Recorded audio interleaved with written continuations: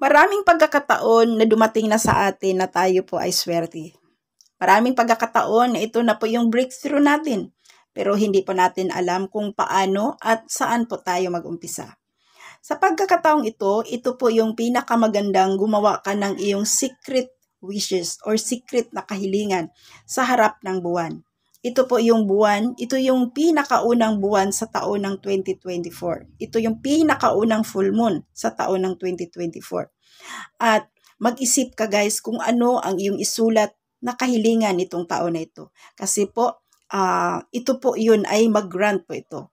Basta may lubos kang paniniwala, 100% yung paniniwala mo, talagang ibigay po sa yan. At syempre, samahan ito po ng sipag at tiyaga. Kaya guys, kung gusto mong malaman ito kung paano gawin, panoorin niyo po ang video na ito mula simula hanggang sa dulo, i-guide ko po kayo. Kasi ang pagkakataon na ito ay bihira lamang. At pwede kang mag-attract dito ng million, yung first million mo na matanggap nitong taon ng 2024.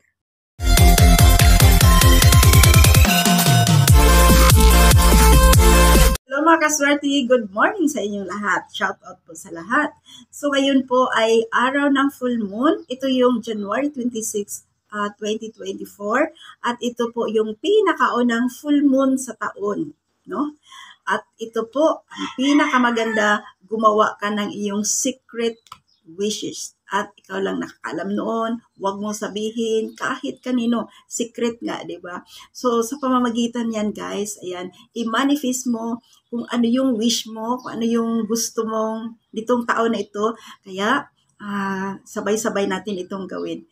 Ito guys, napakaganda po dito. Gawin mo po ito during full moon talaga. Yung paglabas po ng buwan. So, pwede mo itong gawin alas 6 ng hapon hanggang alas 7. Hanggang alas 8. Ayan. 6, 7, 8. Yung mga oras na yan, pwede kang mag-manifest na nakaharap po sa liwanag ng buwan. So ngayon po guys, kung gusto mo po itong gawin, kailangan po talaga malaman mo yung buong details nito. No? Kasi sa paggawa po nito guys ay talagang iramdamin mo na ito na po yung breakthrough mo, di ba? Di ba? So kung mayroon kang pangarap dyan, gawin mo ito.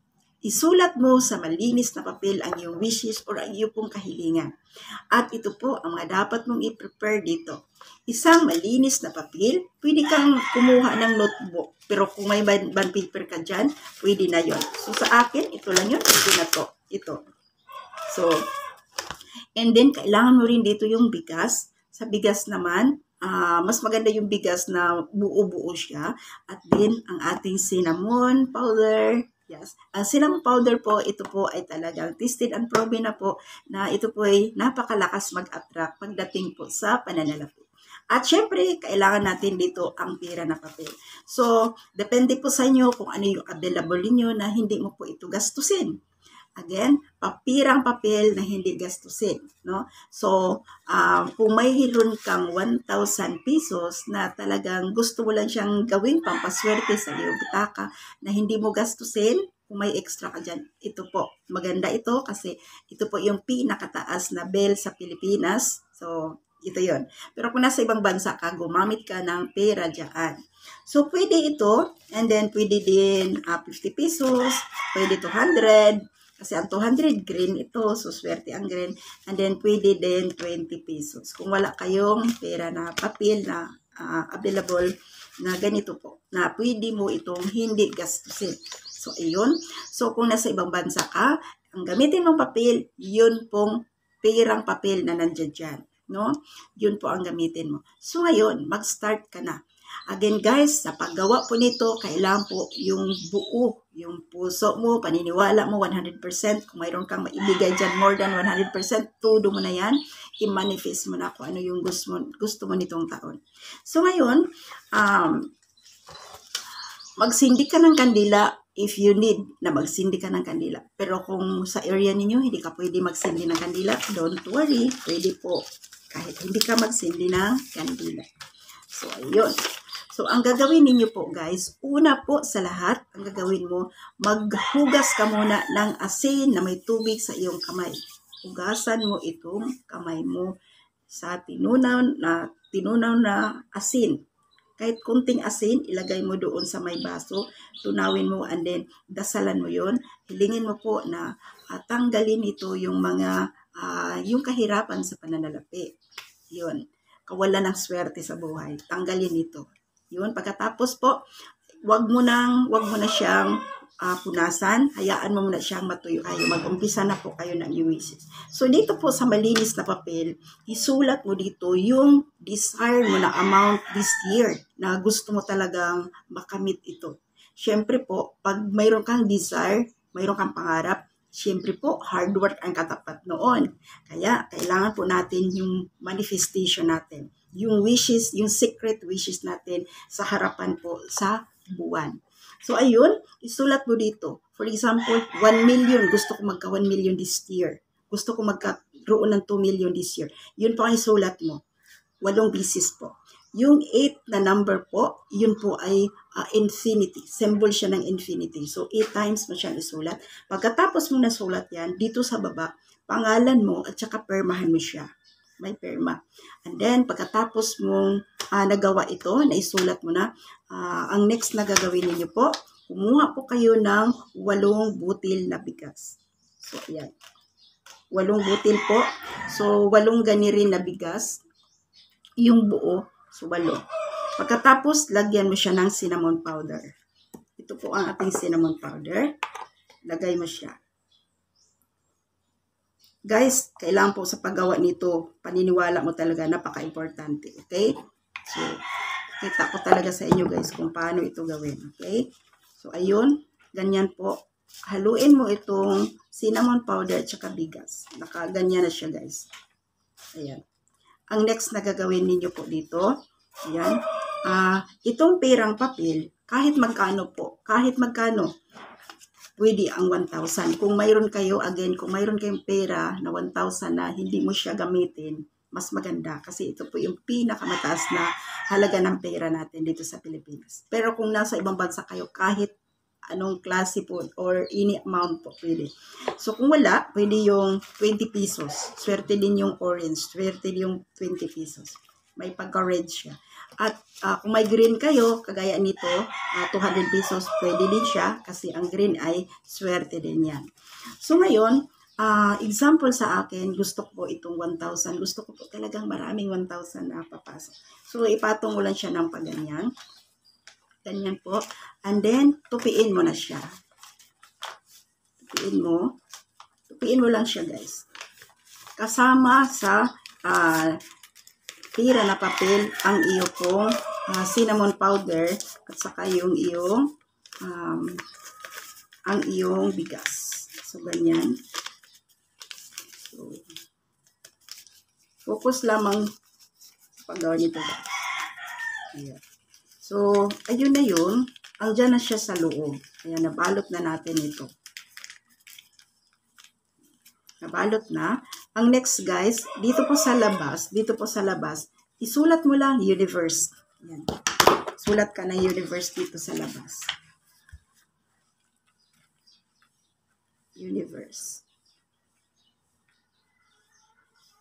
Baga sa yung wish mo ay talagang hiniling mo sa ating universe. Ayan, universe. And then, tapos po guys, naisulat mo na dito. So, ang next na gagawin ninyo po, may nakalagay na dito universe. So, ang ibig sabihin nito, para ito. Hilingin mo po para sa universe.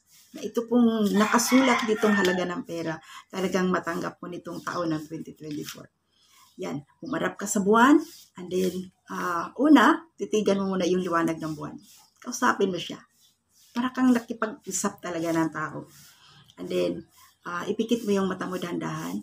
And then, hawakan mo po ito, ilapit mo sa iyong bibig, mag-manifest ka dito. I believe the universe. Sa harapan ng buwan, hilingin ko po ang katuparan ng aking pangarap. Itong taon na ito, ay ito, matanggap ko itong halaga ng pera na ito. Makamit ko ito. Ang lahat kong pangarap ay matupad sa taon ng 2024. Tapos habang binabanggit mo yan guys, yung puso mo, yung isip mo, naka-focus doon, parang nakita mo yung liwanag ng buwan kahit ikay nakapikit. Ayan. Pagkatapos guys, huwag kalimutan sa bandang huli ay claim it. Pwede kang lumuhod. Kung halimbawa, nasa loob ka lang ng bahay, hindi nakita mo yung buwan, pwede kang lumuhod. Pero kung nasa labas ka, yun, sa labas ka guys, ikit mo yung mata mo, mag-focus ka muna. Okay? Focus lang. Basta, yung pagbanggit mo ng iyong wishes, i-feel mo siya. Kasi ito yung secret wishes mo na ito po yung magpatupad sa lahat ng pangarap. So, ayan, pagkatapos po nito guys, ilagay mo ito doon po sa ilalim ng iyong higaan. I-overnight mo po ito. Please po, overnight, ilagay sa ilalim ng unan. And then, matulog ka na ito po yung nasa ilalim ng unan.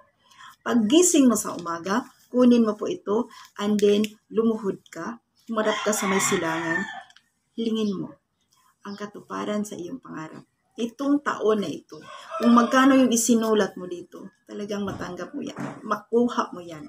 Siyempre po, samahan talaga ito ng hard work.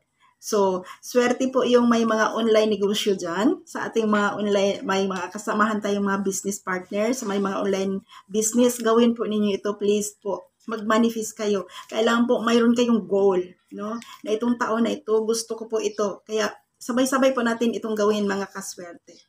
So, kung ikaw man po guys ay walang negosyo, hard work po, maghanap ka ng paraan. Yung mga opportunity, magiging open po kayo sa mga opportunity. Okay?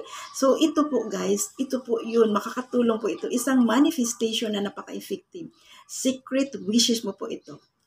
Ito po yung sekreto mong kahilingan. First full month of the year, 2024. So, ayun. Pagkatapos, paggising mo, di ba nagdasal ka? Natapos mo na yung dasal mo sa umaga, sa 27. Gawin mo po dito guys, ilagay mo ito doon sa iyong pitaka. Wag mo itong buksan hanggang darating ang next na full moon. Yan, lagay mo lang siya dyan. Itago muna ito. Wag mo itong galawin, wag mo itong i-attempt na iyong buksan. So, nandiyan lang yan sa iyong pitaka, ayan po, magdala talaga yan ng katuparan sa iyong pangarap. Kaya guys, ano pang hinihintay mo? Be positive, and then work, and then research, ano yung mga opportunity sa paligid mo, ayan. Then, grab the opportunity. Yun lamang guys. Kasi kahit andyan na sa kamay mo yung opportunity, tapos hindi mo siya trabahuin, ayan. Swerte pa rin yan. Mayroon darating sa'yo, pero yung goal mo talaga, yung talagang target mo, dapat mayroon kang gagawin. So, ayun lamang guys, ang ating topic ngayon. Gawin ito mamaya po sa full moon. Pero pag nagkakataon po na uulan mamaya, tapos hindi mo makita ang buwan, okay lang din yan. Magsindi ka ng kandila. Basta humarap ka sa may silangan. Okay? So, ayan. At bago po tayo magtapos sa ating topic ngayon, shout out muna sa lahat. Thank you so much po sa inyo dahil umabot na po tayo ng 200,000 subscribers dahil po yan sa inyo mga kaswerte. At buong puso po akong nagpapasalamat sa inyo. At bago pa tayo maghiwa-hiwalay sa ating video ngayon, mag-iwan ako ng link sa aking description. Mag-iwan ako ng Facebook link sa description kung sino yung gustong online negosyo. Ayan, mag-message ka kaagad sa akin. At pag-usapan po natin kung paano ka mag-umpisa, saan ka mag-umpisa, i-guide kita. Kasi teamwork po tayo, trabahuin natin ang ating mga pangarap na magkasama. Maraming salamat guys at lagi po kayong mag-ingat. I love you all. Bye-bye!